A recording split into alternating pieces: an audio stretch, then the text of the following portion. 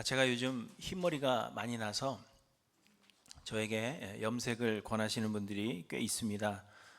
지금은 이렇게 머리에 뭘 발라서 잘 안 보이는데 이렇게 흰머리들이 숨어 있어요. 그런데 머리에 바르지 않고 그냥 생머리로 두면 허옇게 그렇게 보입니다. 그래서 저에게 염색을 권하시는 분들이 꽤 있는데, 그러나 저는 당분간은 염색을 하지 않을 생각입니다. 그 이유는 제가 동안이기 때문입니다. 그래서 제가 평소에 이렇게 양복을 차려입지 않고 캐주얼하게 입고 다니면 저를 잘 모르시는 분들은 제가 목사일 것이라는 것을 상상조차 하지 못하십니다. 예전에, 물론 한 20년 전의 일이기는 하지만요, 제가 부사역자로 한 교회를 섬기고 있을 때 저희 교회를 빌려서 연합 찬양 집회를 연 일이 있었습니다.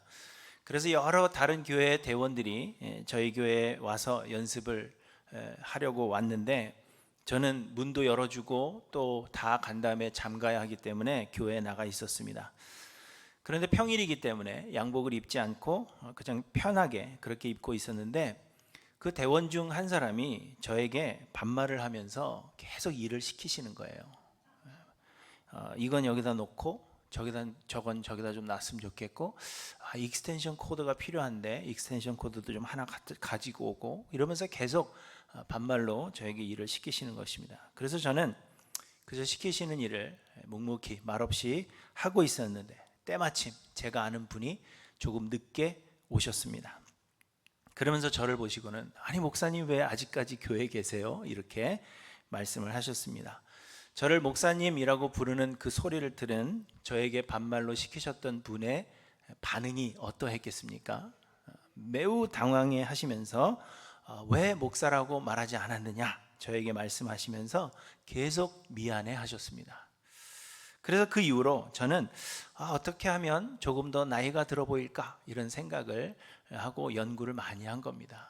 안경을 좀 바꿔보기도 하고, 좀 이렇게 금태 같은 거 이렇게 쓰면 나이가 들어 보일까, 아니면 깜장 뿔테를 쓰면 나이 들어 보일까 해봤는데 워낙 슈퍼 동안이기 때문에 잘 되지 않았습니다. 그러다가 흰머리가 나기 시작하니까 저는 오히려 이 흰머리가 반갑게 느껴진 것입니다. 그래서 저는 당분간은 염색을 하지 않을 생각입니다. 저에게 일을 시키는 것이 싫어서가 아니라 제가 어리다고 생각하면서 가끔 저를 편하게 대하시는 그런 분들이 나중에 당황스러워하는 일이 없도록 하기 위해서 흰머리도 좀 계속 내버려 두고, 그리고 배가 좀 나오는 것을 운동하지 않고 그대로 두기로 그렇게 마음을 먹은 것이죠. 여러분, 이처럼 사람은 겉으로 보여지는 모습으로는 판단할 수가 없습니다. 사람은 서로 관계하고 교제하면서 그 사람을 깊이 알기 전에는 결코 섣불리 판단해서는 안 되는 것입니다. 이 사람이 어떤 사람인지 교제하고 깊이 알아가는 것, 그것이 판단하는 것보다 더 앞서야 한다는 것을 우리는 항상 생각해야 합니다. 그런데 여러분은 예수님이 어떤 분이시라고 생각하십니까? 사람들이 여러분들에게 여러분은 왜 예수님을 사랑하십니까? 여러분은 왜 예수님을 믿으며 예수는 여러분에게 과연 누구십니까? 그렇게 묻는다면 여러분 어떻게 대답하시겠습니까? 유대인들에게 있어서 예수님은 자칭 유대인의 왕이었습니다. 이 말은 유대인들이 예수님을 왕으로 인정했다는 의미가 아닙니다. 자칭이라고 한 것은 유대인들에게 있어서 예수님은 그저 스스로 임금이라고 주장하는 정신 나간 사람에 불과했다는 것을 말해주는 것입니다. 그래서 예수님께서 십자가에 못 박히실 때 빌라도는 유대인의 왕이라고 히브리어와 로마어와 헬라어로 기록했는데, 유대인들은 이를 못마땅하게 생각했습니다. 그래서 유대인들은 자칭 유대인의 왕이라 쓰라 그렇게 요구한 것입니다. 또 유대인들에게 예수님은 자신을 하나님의 아들이라고 주장하는 신성모독을 일삼는 죄인이었습니다. 이 말 역시 유대인들이 예수님을 하나님의 아들이라고 인정했다는 것이 아닙니다. 빌라도가 너희가 친히 데려다가 십자가에 못 박으라, 나는 그에게서 죄를 찾지 못하였노라 이렇게 이야기했을 때 유대인들은 우리에게 법이 있으니 그 법대로 하면 그가 당연히 죽을 것은 그가 자기를 하나님의 아들이라 함이니이다 이렇게 이야기했습니다. 유대인들에게 예수님은 신성모독의 심각한 죄를 저지른 사람으로 여겨졌던 것입니다. 이처럼 유대인들에게 예수님은 그저 한 명의 죄인에 불과했습니다. 그래서 이사야 53장에서 이사야는 그는 실로 우리의 질고를 지고 우리의 슬픔을 당하였거늘 우리는 생각하기를 그는 징벌을 받아 하나님께 맞으며 고난을 당한다 하였노라 이렇게 말씀하고 있습니다. 사람들은 예수님께서 십자가를 지신 것이 예수님의 죄 때문이요, 그렇게 사람들은 예수님을 죄인 취급하는 것입니다. 그러나 여러분, 예수님은 예수님의 죄 때문에 십자가에서 죽으신 것이 아닙니다. 예수님은 우리를 위해서 우리의 죄를 대신하여 십자가를 지신 것입니다. 예수님은 우리가 져야 할 우리의 십자가를 대신 지셨다는 것입니다. 그래서 오늘 본문 17절에 보시면 그들이 예수를 맡음에 예수께서 자기의 십자가를 지시고 해골, 히브리 말로 골고다이라 하는 곳에 나가시니 이렇게 말씀하고 있습니다. 그런데 다른 복음서에서는 예수님이 십자가를 지고 가실 때 예수님이 십자가를 지신 것이 아니라 구레네 사람 시몬이 예수님의 십자가를 대신 진 것으로 기록하고 있습니다. 예수님께서 채찍에 맞으시고 십자가를 지고 골고다 언덕을 오르시는 것이 너무 힘이 들자 마침 길을 가던 구레네 사람 시몬에게 예수의 십자가를 억지로 지워서 가게 한 것입니다. 그래서 사람들은 이 구레네 사람 시몬이 예수님의 십자가를 운도 없이 대신 졌다 그렇게 말합니다. 사람들은 구레네 시몬이 예수 그리스도를 위해서 좋은 일을 했다 그렇게 생각하고 우리도 그리하자 그렇게 다짐을 하는 것입니다. 그러나 여러분, 실상은 예수님께서 져야 할 십자가를, 예수님께서 우리가 져야 할 십자가를 대신 지신 것입니다. 하나님께서 구레네 시몬을 때마침 보내셔서 예수님의 십자가를 지게 하신 것은 그 십자가가 처음부터 구레네 시몬이 져야 할 십자가였다는 것을, 곧 우리가 져야 할 십자가였음을 알게 하시기 위해서 구레네 사람 시몬을 대신 보내신 것입니다. 이해가 되세요? 구레네 사람 시몬이 예수님의 십자가를 대신 진 것이 아니라 예수님이 우리의 십자가를 대신 지시는 것임을 말씀하시기 위해서 구레네 사람 시몬을 보내셨다는 것입니다. 그러나 오늘 본문에서 요한은 이 구레네 시몬의 이야기를 하지 않고 있습니다. 그래서 사람들은 예수님께서 자신의 죄 때문에, 곧 예수님이 죄가 있으셔서 십자가를 지셨다라고 생각하기가 쉽습니다.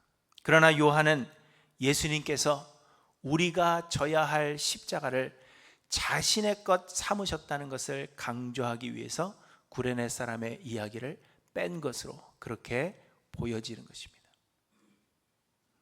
또 본문은 18절에 다른 두 사람도 예수님의 좌우편에 못 박혔다 그렇게 기록합니다. 다른 복음서에서는 이 두 사람이 강도라고 기록하고 있습니다. 그러나 요한이 이 두 사람에 대해서, 양옆에 있는 두 사람에 대해서 자세하게 기록하지 않은 것은 예수님께서 비록 강도들 사이에 못 박히셨어도 그러나 그들과 같은 죄를 지으신 분이 아니심을 강조하기 위함이라 그렇게 보여지는 것입니다. 이사야 53장에 말씀하십니다. 그가 찔림은 우리의 허물 때문이요 그가 상함은 우리의 죄악 때문이라. 그가 징계를 받음으로 우리는 평화를 누리고 그가 채찍에 맞음으로 우리는 나음을 받았도다. 우리는 다 양 같아서 그릇 행하여 각기 제 길로 갔거늘 여호와께서는 우리 모두의 죄악을 그에게 담당시키셨도다 이렇게 말씀하십니다. 예수님은 십자가를 지셨지만 유대인들이 생각하는 것과 같이 죄인이 아니십니다. 예수 그리스도는 죄가 없으시지만 우리의 죄를, 나의 죄를, 그리고 여러분의 죄를 대신하여 십자가를 지신 것입니다. 그러므로 여러분, 예수님에 대한 이 유대인들의 생각은 잘못된 것임을 우리에게 말씀하고 있습니다. 그렇다면 여러분, 여러분에게 예수님은 과연 누구이십니까? 오늘 본문에서 요한은 예수님이 어떤 분이신지, 우리에게 예수님은 누구신가에 대해서 우리에게 몇 가지로 말씀해 주십니다. 첫째로, 예수는 우리의 왕이십니다. 로마인들은 죄수를 십자가에 처형할 때 죄수의 그 죄명을 폐에 적어서 머리 위에 달았습니다. 그래서 빌라도는 유대인의 왕이라고 히브리어와 로마어와 헬라어로 기록했다고 말씀하고 있습니다. 하지만 유대인들은 유대인의 왕이라고 쓰지 말고 자칭 유대인의 왕이라 쓰라, 그렇게 요구합니다. 그렇지만 빌라도는 내가 쓸 것을 썼다 이렇게 말하며 그대로 두었습니다. 이는 빌라도가 예수님을 정말 하나님의 아들로 혹은 유대인의 왕으로 그렇게 인정한 것은 물론 아닐 것입니다. 아마 빌라도는 유대인들에게 떠밀려서 억지로 예수님을 십자가에 못 박도록 내어줄 수밖에 없을 정도로 무너진 자신의 권위와 자존심을 이것으로나마, 그냥 유대인의 왕이라고 쓰는 것, 그것으로나마 지키고 싶었을 것입니다. 그렇지만 하나님은 빌라도의 이 고집을 통하여서 예수가 곧 온 세상의 왕이심을 말씀하고 있는 것입니다. 그것도 히브리어로, 헬라어로, 로마어로 기록하게 하심으로 온 세상에 예수 그리스도의 왕 되심을 하나님은 알리고 계시는 것입니다.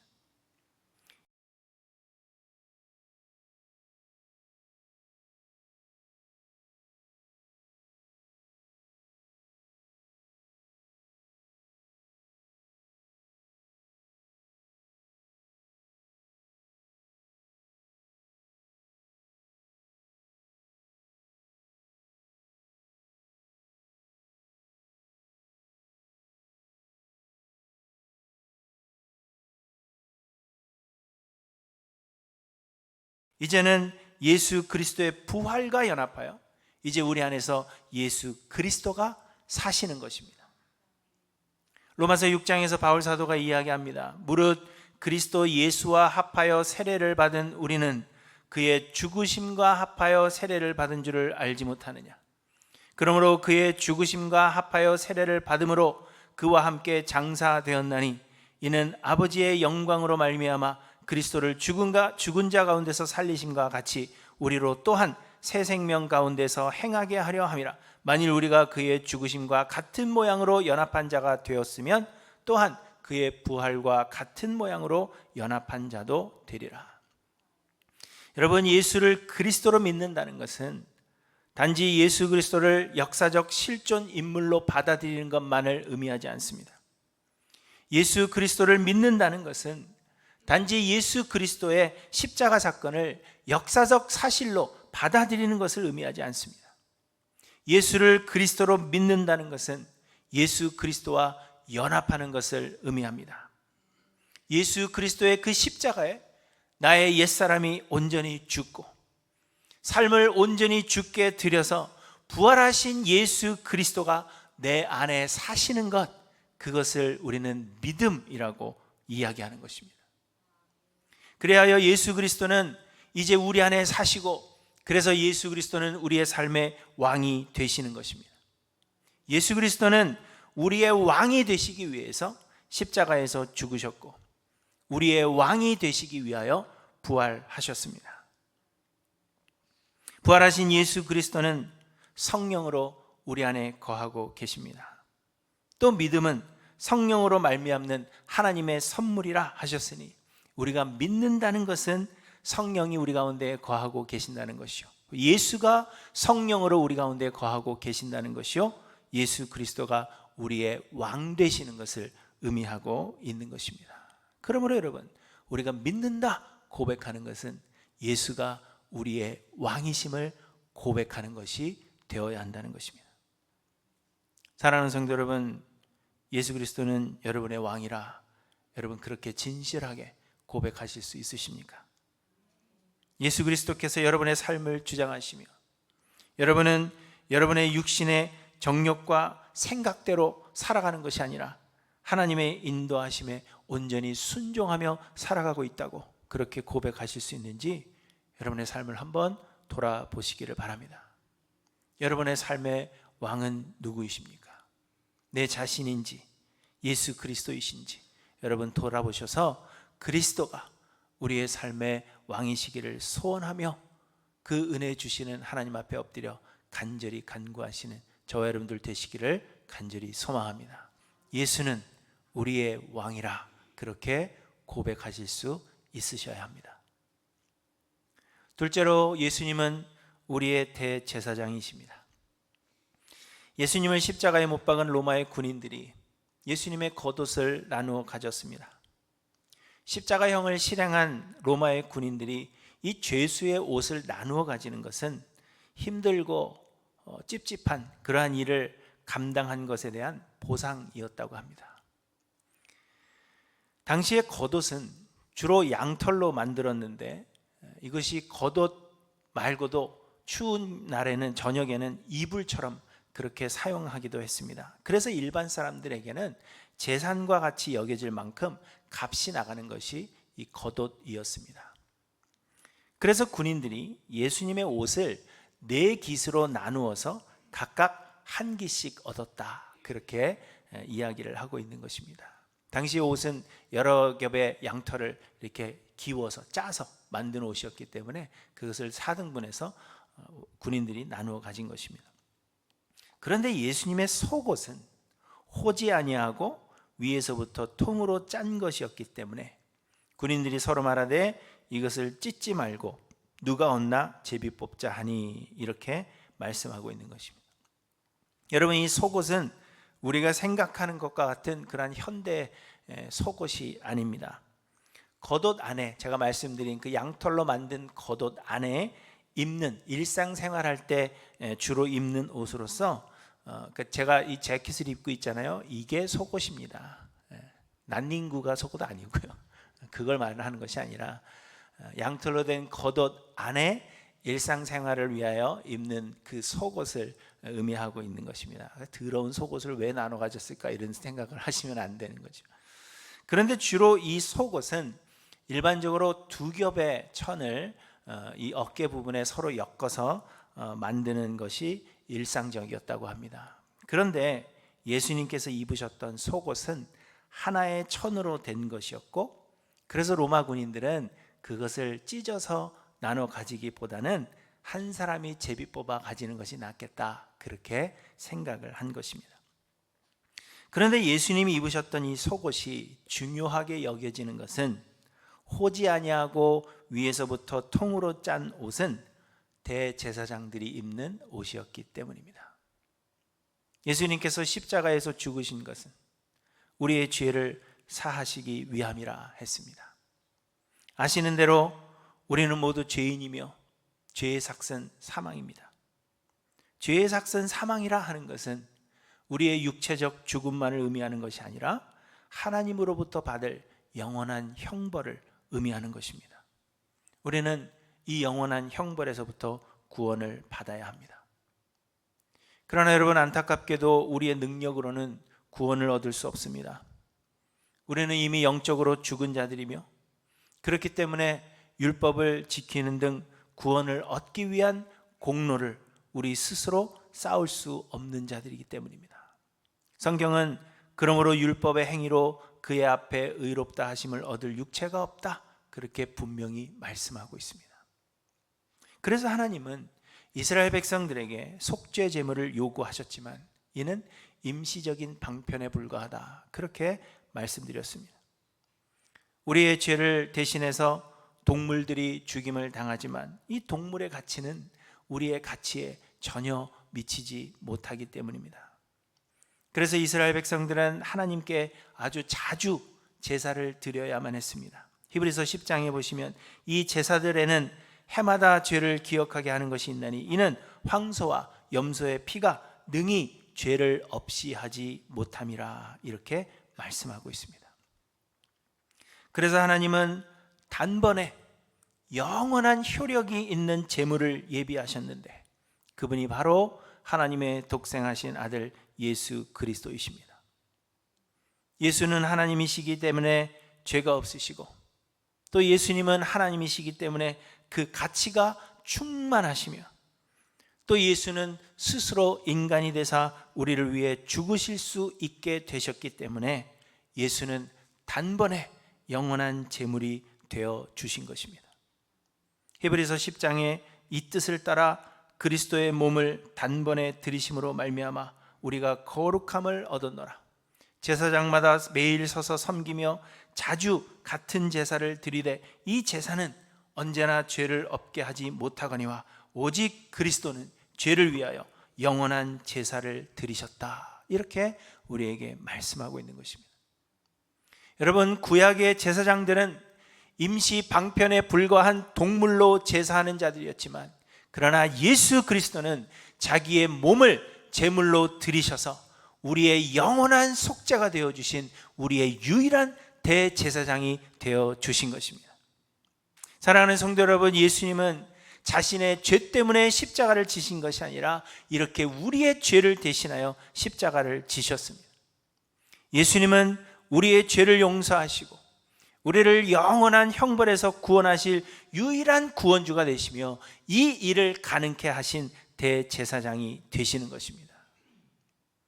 여러분, 이처럼 예수 그리스도께서 우리에게 대제사장이시라면 우리는 이에 합당한 영광과 예배를 하나님 앞에 드리지 않을 수가 없는 것입니다. 나를 위해서 십자가를 지셨고 나를 위해서 단번에 영원한 제물이 되어주신 대제사장 되신 예수님이시라면, 여러분, 우리가 그분 앞에 어떻게 예배하지 아니하고 그분 앞에 영광을 올려드리지 않을 수가 있다는 말입니까? 사랑하는 성도 여러분, 여러분에게 예수님은 대제사장이십니까? 여러분에게 예수님은 단번에 영원한 제물이 되어주시고 우리를 영원한 형벌에서 구원하신 유일한 대제사장이 되시는지 돌아보시기를 바랍니다. 여러분은 그분 앞에 합당한 영광과 합당한 예배를 드리고 있는가 돌아보셔야 합니다. 예수님은 우리의 대제사장이십니다. 그렇게 여러분은 믿으셔야 합니다. 예수님이 여러분의 대제사장이시라 고백할 수 있어야 할 것입니다. 그리고 셋째로, 예수님은 우리의 형제이십니다. 예수님의 십자가 죽음에 대해서 요한은 다른 복음서에서는 들려주지 않는 독특한 이야기를 첨부하고 있는데, 그것은 예수님의 육신의 어머니 마리아를 요한에게 의탁하신 것입니다. 26절부터의 말씀입니다. 예수께서 자기의 어머니와 사랑하시는 제자가 곁에 서 있는 것을 보시고 자기 어머니께 말씀하시되 여자여 보소서 아들이니이다 하시고, 또 그 제자에게 이르시되 보라 내 어머니라 하신대 그때부터 그 제자가 자기 집에 모시니라. 마리아 옆에 있던 예수께서 사랑하시는 제자는 바로 요한 자신을 이야기하고 있다는 것에 의견을 달리하는 사람은 없습니다. 예수님은 요한에게 어머니 마리아를 의탁하신 것처럼 그렇게 보여집니다. 그래서 사람들은 이 이야기를 통하여 예수님의 효심을 이야기하기도 합니다. 아마도 예수님의 육신의 아버지 요셉은 이미 죽음을 맞이한 것 같고, 그래서 예수님께서 홀로 되신 어머니를 걱정하여서 요한에게 의탁한 것이다 라고 많은 사람들이 생각하는 것입니다. 그래서 이 구절은 어버이날에 주로 목사님들이 설교하는 그런 구절이죠. 우리도 예수님처럼 어머니에게 잘하자 이렇게 설교를 합니다. 그렇지만 여러분, 마리아에게는 예수님 말고도 아들들이 있었습니다. 훗날에 예루살렘 공회의 장로가 된 야고보, 그리고 유다서를 쓴 유다가 바로 마리아의 아들들이었습니다. 그렇기 때문에 예수님께서 어머니의 미래를 걱정한 것이라 그렇게 보기에는 사실 무리가 있습니다. 또한 예수님은 마리아에게 어머니라고 하지 않고 여자여 이렇게 부르셨습니다. 예수님이 언제 또 어머니에게 여자여 이렇게 부르셨죠? 가나의 혼인잔치에서 물로 포도주를 만드실 때에도 마리아가 포도주가 떨어졌다 그러니까 예수님이 여자여 그게 나와 무슨 상관이 있나이까 이렇게 이야기하죠. 이것은 예수님과 마리아의 사이의 그 관계를 분명히 하시려는 것으로 그렇게 보여집니다. 곧 예수님은 사역을 위해 인간이 되셨으며 마리아의 몸을 통하여 세상에 오셨지만 그럼에도 불구하고 마리아가 예수님의 실제적 어머니는 아니라는 사실을 분명히 하고 계시는 것입니다. 천주교에서는 마리아를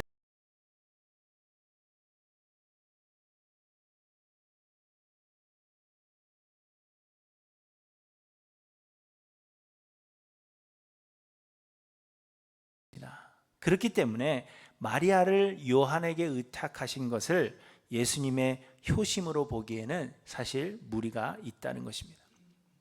그보다도 예수님은 하나님 안에서의 믿는 자들의 새로운 관계를 형성해 주고 계시는 것으로 그렇게 보여집니다. 곧 마리아는 육체로는 요한의 어머니가 아닐지라도 그럼에도 그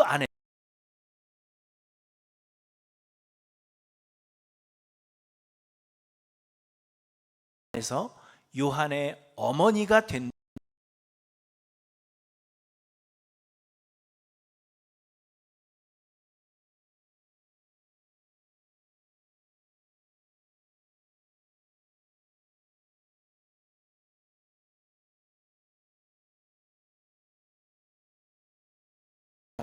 내 형제요 자매요 어머니니라 이렇게 말씀하셨습니다. 그 예수 그리스도께서 십자가에서 죽으심으로 인하여 우리는 하나님의 권속이 되었으며 곧 하나님의 가족이 되었으며 우리는 하나님의 자녀들이 되었고 그래서 주 안에서 우리는 다 형제요 자매이며 예수 그리스도의 형제 자매된 자들이라는 것을 오늘 본문이 우리에게 말씀해 주고 있는 것입니다. 그러므로 여러분 하나님의 자녀된 자들로서는 하늘에 계신 아버지의 뜻대로 행하는 것이 마땅하며 또 한편으로는 주 안에서 형제 자매된 자들로서는 서로를 사랑하는 것이 마땅하는 것을 우리에게 말씀하고 있는 것입니다. 하나님의 뜻대로 행하지 않고 또 성도된 자들을 사랑하지 않고 하나 되지 못하면서 우리는 예수 그리스도를 믿는다 그렇게 말할 수가 없다는 것입니다. 우리는 예수를 제대로 알지 못하는 것입니다. 그저 예수님이 나의 죄를 용서해 주신 분으로 그래서 나는 이제 자유함을 얻었고 나는 이제 마음대로 살아야 된다 그렇게 생각하는 것으로 그쳐서는 안 된다는 것입니다. 예수님의 죽음은 그저 우리의 죄를 사하신 것으로 그친 것이 아니라 우리를 하나님의 권속되게 하셨고 우리로 주 안에서 형제자매 되게 하셨다는 것을 오늘 본문이 우리에게 말씀하고 있는 것입니다. 그러므로 예수를 믿는 자들이라면 하늘에 계신 아버지가 내 아버지임을 기억하며 아버지의 뜻대로 행하는 것이 마땅하고 또한 주 안에서 우리가 형제 자매 된 것을 기억하며 서로를 사랑하는 것이 마땅하다는 것을 우리에게 말씀하고 있는 것입니다. 사랑하는 성도 여러분, 여러분은 예수 그리스도의 형제요 자매가 되었음을 여러분 인정하십니까? 그렇게 믿으십니까? 예수님은 여러분의 형제이십니까? 그러하다면 아버지의 뜻대로 행하고 형제 자매를 사랑하는 것이 마땅한 것입니다. 예수님은 우리의 형제라 그렇게 고백하고 우리 온 성도가 주 안에서 하나라 하는 것을 고백할 수 있어야 한다는 것을 오늘 본문이 우리에게 말씀하고 있는 것입니다. 여러분 우리는 예수를 그리스도라고 칭합니다. 이 그리스도라는 말은 메시아라는 말과 동일한 것으로 기름 부음 받은 자를 의미합니다. 그리고 기름 부음을 받았다 하는 것은 하나님의 특별한 부르심을 받았다는 것으로 하나님의 택하심을 받았다는 것으로 구약시대의 기름 부음을 받은 자들은 왕, 제사장, 선지자 이렇게 세 부류의 사람들이 있었습니다. 그러므로 우리가 예수님을 그리스도라 그렇게 칭하는 것은 예수께서 왕이시며 예수께서 제사장이시며 예수께서 선지자이심을 고백하는 것입니다. 이를 가리켜서 예수의 삼중직이라고 이야기합니다. 예수님은 우리의 왕이시며 우리를 죄에서 구원하신 대제사장이시며 우리를 교훈하시는 선지자이십니다. 오늘 본문은 이 삼중직 중에 예수께서 우리의 왕이시며 우리의 대제사장 되심을 말씀하고 있고, 이에 더하여서 우리를 형제자매 삼으셨다는 것에 대해서 말씀하고 있는 것입니다. 여러분, 예수님은 십자가에서 죽으셨지만 죄가 있어서 십자가를 지신 것이 결코 아닙니다. 예수님은 두 강도 사이에 십자가에 달리셨지만 그러나 예수님은 강도가 아니십니다. 예수님은 우리의 죄를 대신하여 십자가를 지신 대제사장이시며 우리의 삶을 주관하시는 왕이시고 우리를 하나님의 자녀 삼으신 우리의 형제이십니다. 여러분, 예수 그리스도가 여러분에게 그런 분이시라면, 여러분이 예수 그리스도를 그리스도라고 고백한다면 우리는 예수를 예배하는 일에 진심이어야 하고 또 주께 온전히 순종해야 하며 하나님의 뜻대로 행하고 성도를 사랑해야 한다는 것을 우리에게 말씀하고 있는 것입니다. 우리가 예수를 믿는다 하는 것은 단지 역사적 실존 인물이나 혹은 역사적 사실로서 인정하는 것을 넘어서 예수의 그리스도 되심을 믿고 그분을 전적으로 의지하는 것을 의미합니다. 여러분, 예수님은 왕이시며 예수님은 대제사장이시며 예수님은 우리의 형제이십니다. 다시 한번 묻습니다. 사랑하는 성도 여러분, 여러분에게 예수님은 누구십니까? 사람들이 여러분에게 예수님을 왜 믿는지, 예수님이 여러분에게 누구인지 그렇게 질문한다면 여러분은 그 예수가 누구라고 고백하며 전하실 수 있으시겠습니까? 여러분에게 이 질문을 스스로 일주일 동안 계속 질문하시고 이 질문에 대한 올바른 답을 내리시고 진실하게 고백할 수 있는 우리 할랜드교회 모든 성도님들 되시기를 주님의 이름으로 간절히 축원합니다. 기도하십니다.